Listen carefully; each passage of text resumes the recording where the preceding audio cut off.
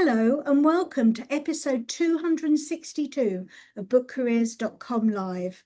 Today, our guest is Lucy Melville, the co-founder of new publishing imprint, the Riverlight Press, which is a part of the Aurora Metro Group. We're talking with Lucy about starting a medium-sized publisher, as well as continuing our conversation on publishing jobs of the future. Welcome, Lucy. Thank you, Suzanne. Thank you for inviting me. Pleasure. So let's start off because I understand that the last 20 months have sent huge personal and professional challenges your way. Are you able to tell us a little bit more about some of the challenges that you faced? Yeah, of course. So 2 years ago, just over 2 years ago, very sadly, my husband of 26 years died quite quickly after a cancer diagnosis, within 5 weeks actually of that diagnosis. And my children at the time, the youngest was still at school taking public exams.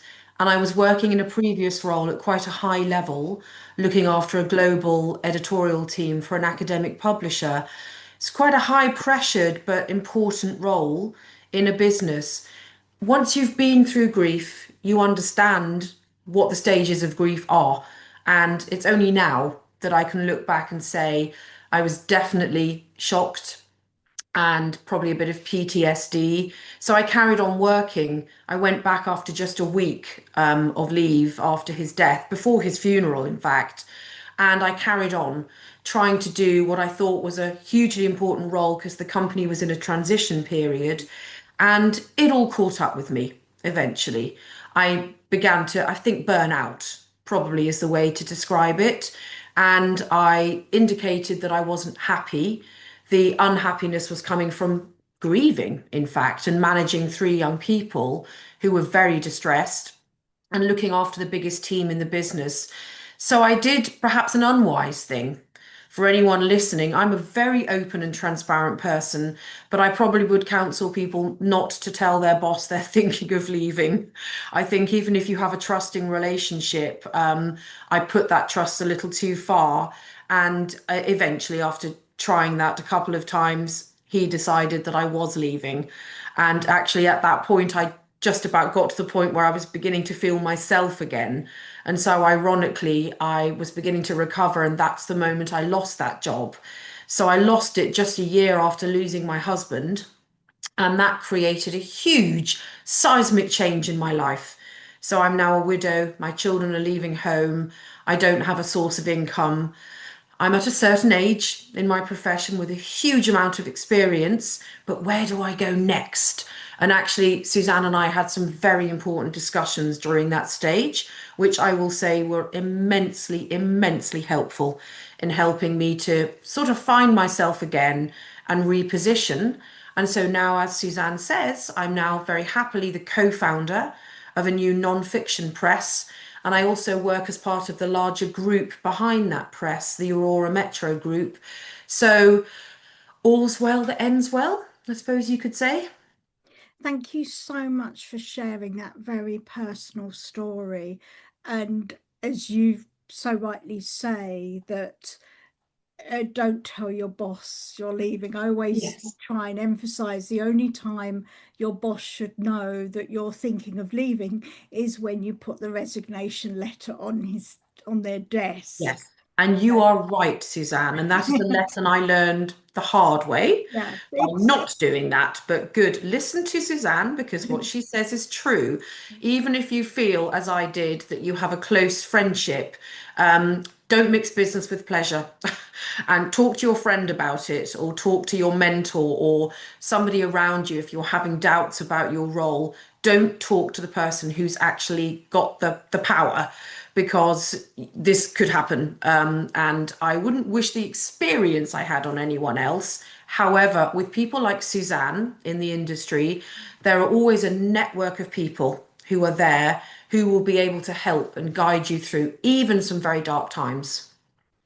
Thank you, Lucy. The gin and tonic is in the post. Lovely. I'm I looking think that forward was to it. totally preempted of for Lucy to talk about that, and thank you for Lucy for coming out and saying that we'd work together on this as well. Now, setting up a new imprint, especially when you're moving from academic to trade publishing, sounds very, very exciting. And we've had Mm. Richard Charkin talk in the past about the differences between academic and trade publishing. But what have you noticed through the process? Yeah, that article by Richard is really interesting because a lot of what he says is very true in the differences between academic and trade. And I have to say, having come from academic into trade, it's a mistake that a lot of academic publishers make when they think that they can get into the trade space because they're publishing a slightly more hybrid product that will, in fact, appeal to not just librarians and other academics, but general readers. But there really are distinct differences. And I suppose the biggest difference and the biggest takeaway from this for me is now not being tethered to peer review for all of the content that I acquire, but actually reviews become incredibly important in trade publishing. So now I am on NetGalley every single day. I am looking at Goodreads. I'm tracking Amazon. I'm trying to work out where those books are having traction and who is reviewing them, who is leaving how many stars, and what are the review comments they're making. Likewise, I'm working with people who do blog tours for the first time, who are actually going out there and finding the micro influencers to talk about the content that we're producing. I'm working directly with publicists per title in a way that obviously with a marketing team in an academic publisher, you would have a marketing team, a few people perhaps covering a multitude of titles because academic publishing is about list building and it's about making sure that you are meeting the need of the academy, whatever the academy is. This is about building author profiles and really deep relationships with readers of individual names. So it's quite a shift. The same sort of suite of skills exist in terms of being a publisher, a publishing director, but a very different mechanism, very different routes to market. That's really interesting. That's really interesting. Are you enjoying it? I really am. I mean, like all of these things, and again, I think I would say this to anyone who's, starting a career, coming perhaps out of studying, or even shifting into a new career. Transitional stuff takes time. It's not going to just happen overnight. You step away, as I did, from 14 years of doing something and growing in a role, and then you step into a completely new setup with new colleagues and new demands and new kind of, pushes and pulls on your time. But look, who isn't going to be excited by the challenge and the opportunity of a partner that I have in my partners at Aurora Metro actually coming to me and saying, let's set up a new imprint together? We're going to work with you and be your partners, and we will build this new company together. It's something I'd thought about many times in the past and perhaps thought, no, it's fine. I'll continue working for other organizations. This is lovely because I have a stake in this. So it really, really matters. I'm always passionate about my work and very positive. And now I have something that I partly own. So it's quite exciting. That's great. And what kind of books are you going to be publishing? So Riverlight Press is exclusively a non-fiction press.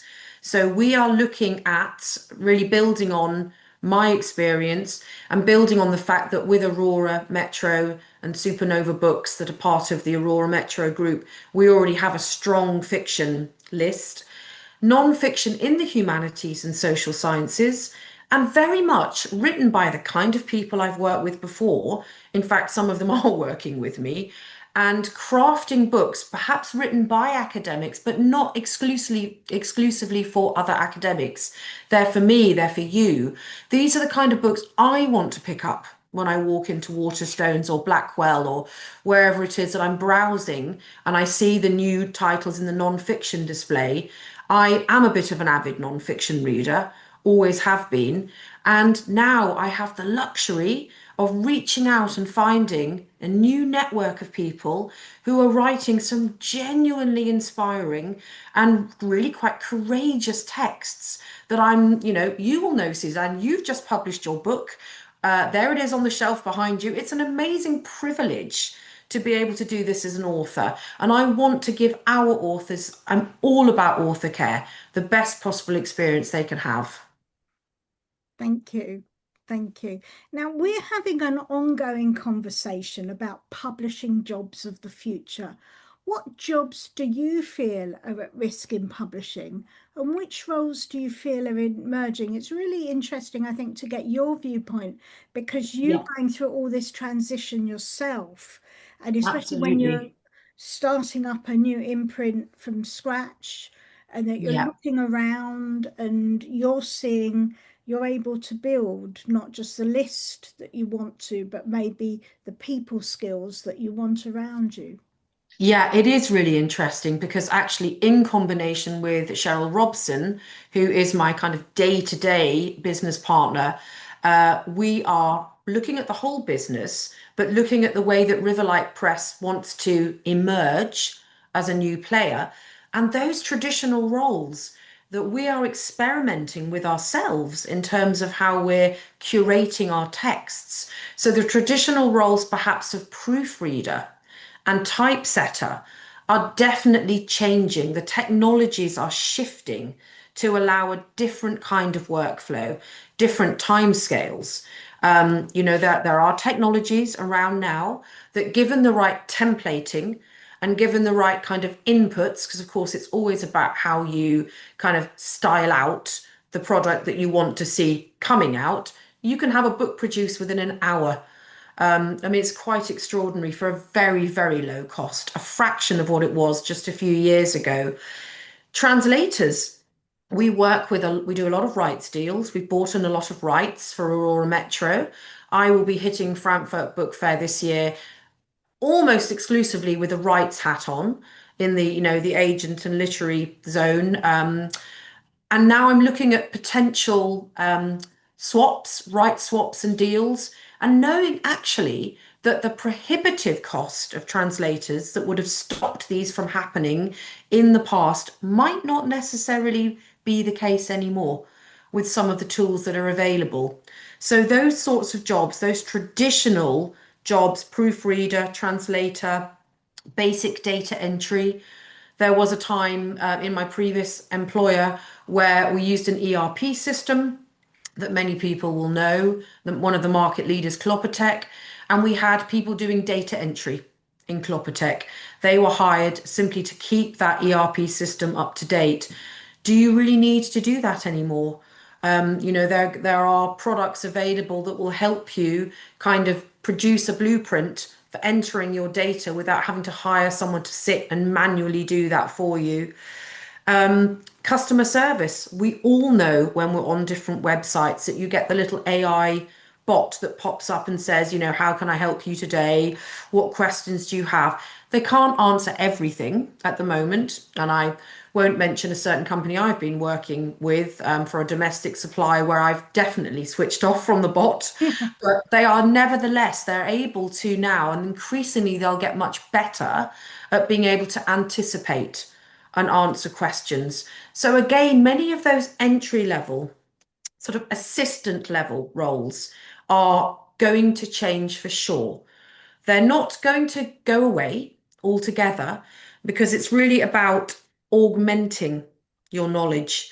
You really have to understand. Suzanne and I have talked about this a bit together. You have to understand what it is it's doing and how it's doing it. You don't have to know how to write code or anything, but you do have to have an understanding of the way it works semantically as much as anything else.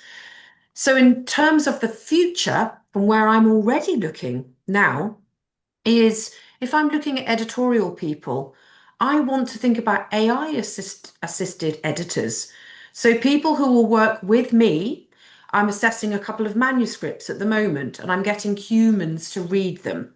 But I can also get some wonderful pieces of AI software now who will do that reading for me in a fraction of the time and produce quite a detailed report on that manuscript, telling me where it sits in which subgenre, what its competitors are, what its likely sales profile is going to be. And I can have all of that information to hand within minutes. So we need to recognize that we have the human soft skills, the nuanced ability to be able to interpret the information that we see, and we can kind of validate it. But you really do need to understand how it's there to speed things up and help you. Same with metadata, being a strategist in metadata and really understanding the power of the change from a traditional search engine optimization to the models that we're now seeing, particularly with kind of super intelligence emerging. You've really got to understand how that messaging is getting out there and being received. It brings in a whole new area of rights and ethics as well, which we should be really cognizant of.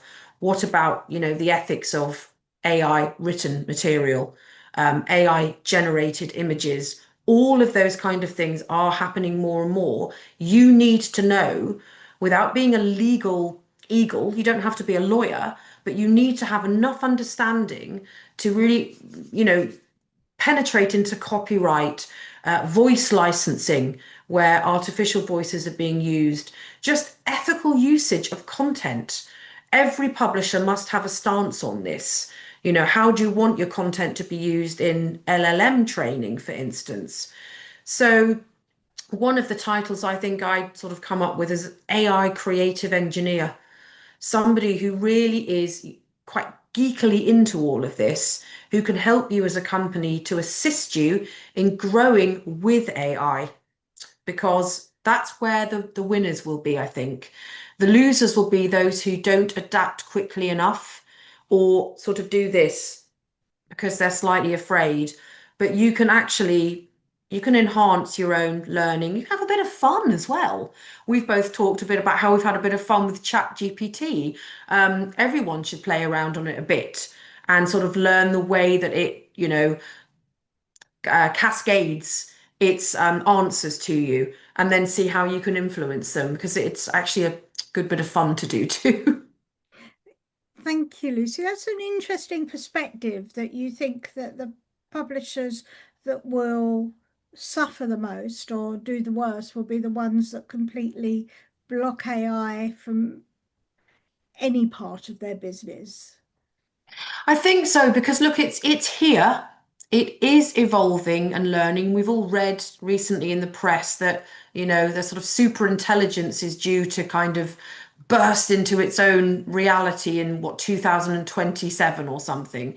And without wishing to sound like, the Terminator films, and Skynet taking over, I think we have to be aware that it's learning and progressing at a pace that is so quick. Unless we move with it in the same direction, it either becomes overpowering and scary, or you become disenfranchised. You don't really understand. And we've seen this in book publishing with, even ebooks appearing on the scene. Everyone thought all bookshops would close, there'd be no print anymore. Then we saw open access as a force within academic publishing. And this would mean, again, the death of the monograph. Nobody would be buying hard copies. It hasn't happened. Yeah. The technology and the ability to do it is there, and it runs alongside traditional programs. But you can't sort of completely ignore the fact that that is not just on our horizon now, it's here. It's today, not the future. Okay, thank you. That's really interesting. Give me some food for thought there. Now, is there anything else you wish to add into our conversation today?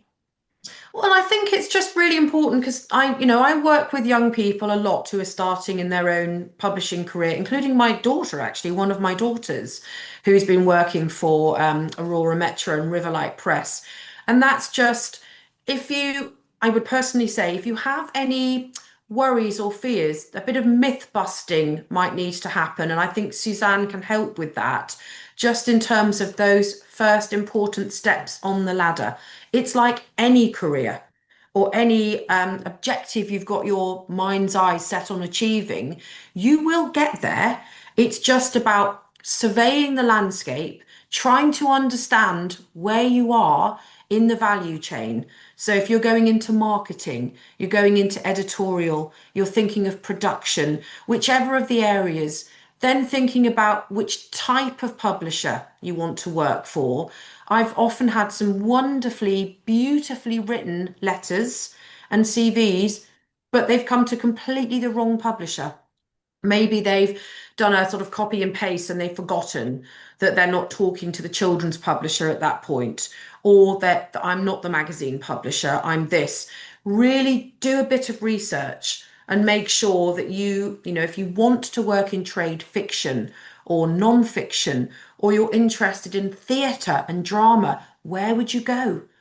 How will you find those contacts? And it is about contacts. It's about sort of looking at the industry and saying, who are the people I would like to follow? And how can I reach out to them? Doing that little bit of groundwork, bit of homework. It does take a bit of time, but it's so worth it. It really will pay off because you've got it. You've got the right attitude. It's just having the right aptitude as well.